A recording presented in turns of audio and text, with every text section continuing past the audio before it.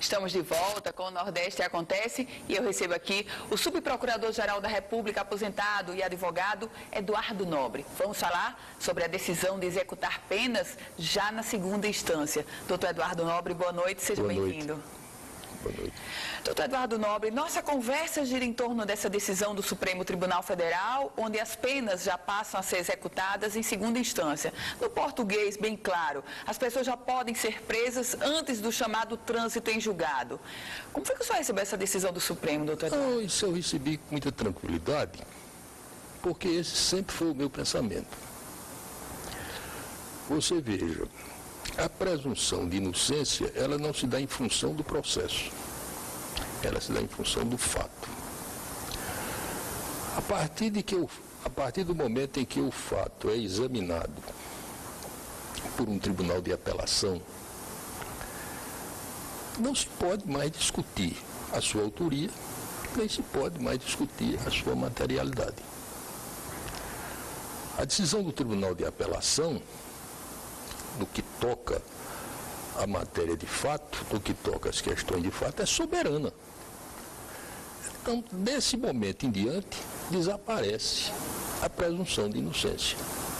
Não há mais presunção de inocência. Porque o Superior Tribunal de Justiça, e menos ainda o Supremo Tribunal Federal, não poderão analisar o quadro contextual da causa no que toca aos fatos. Agora, doutor Eduardo, essa decisão do Supremo Tribunal Federal, ela tem uma aplicabilidade geral ou cada caso pode ser discutido pela segunda instância e pode se recorrer ao Supremo na expectativa de um novo entendimento? É o seguinte, eu acho muito difícil um recurso extraordinário hoje em matéria criminal, porque o recurso extraordinário tem que ter a questão constitucional e tem que ter a repercussão geral. O próprio recurso especial em matéria penal, ele é difícil, é um recurso muito difícil de ser trabalhado. Mas muitas vezes é uma questão processual relevante que vem sendo discutida desde a primeira instância, ou então é uma discussão jurídica a respeito da configuração de um elemento do tipo.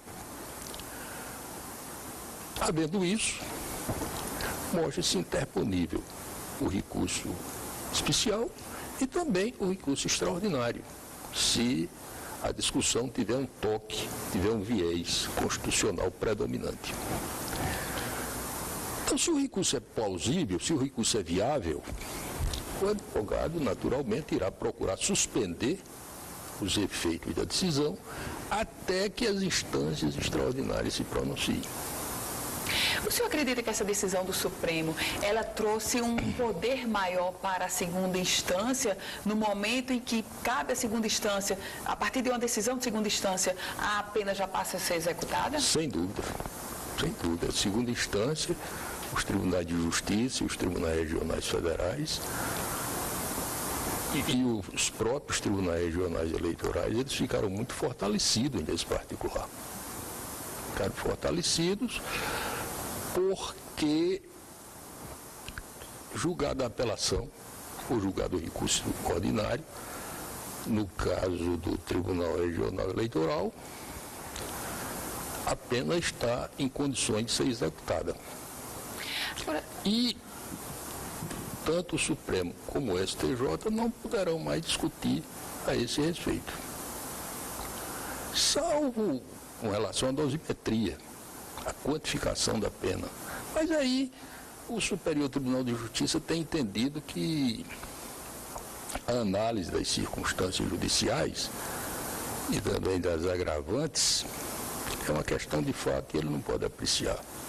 Doutor Eduardo, eu queria agora uma avaliação do senhor enquanto jurista. Qual o reflexo dessa decisão do Supremo? Ela foi consequência ou ela se refletiu na Operação Lava Jato? A Operação Lava Jato teve reflexo nesse posicionamento dos ministros? Analisando agora o contexto da situação, o senhor vê dessa forma? Eu não posso deixar de admitir que a Operação Lava Jato, ela influenciou, de certa forma, esse posicionamento do Supremo Tribunal Federal. Influenciou por conta de um apelo popular muito forte. para que essas penas sejam executadas imediatamente. Eu admito, mas acho que esse fator não foi determinante. Até porque eu acho que a justiça, ela deve decidir tecnicamente. E ela deve se impor ao acatamento da sociedade pela qualidade de suas decisões. E não porque esse ou aquele grupo entende que em uma determinada situação é necessário um maior rigor punitivo. E qual o reflexo dessa decisão do Supremo, dessas penas serem executadas agora em segunda instância, para o sistema prisional no país de uma forma geral, que já está em colapso, doutor Eduardo? Eu acho que agrava muito o sistema prisional. O sistema prisional agrava, ele já é deficitário, né? E ele passará a ter dificuldades maiores. Porque nesses casos, em algumas situações, haverá um ingresso maior, que eu ainda não pude avaliar quantitativamente, mas sem dúvida haverá um ingresso maior nas penitências de pessoas, nas penitenciárias. Doutor Eduardo, a Câmara Criminal do Tribunal de Justiça do Rio Grande do Norte já se posicionou, já expôs, inclusive publicamente, de que vai adotar o posicionamento do Supremo. Lhe surpreende? Não, isso é uma questão que ela não podia dizer diferentemente. Eu acho que um tribunal de justiça não pode se colocar ostensivamente contra um posicionamento jurisprudencial do Supremo Tribunal Federal, sobretudo quando essa posição é adotada no exercício do controle concentrado de constitucionalidade. Doutor Eduardo, nesse final de semana, o ministro Luiz Roberto Barroso, em entrevista concedida ao jornal Folha de São Paulo, o senhor deve ter visto, ele se colocou contrário ao foro privilegiado. Ele disse que o foro privilegiado precisa ser reduzido.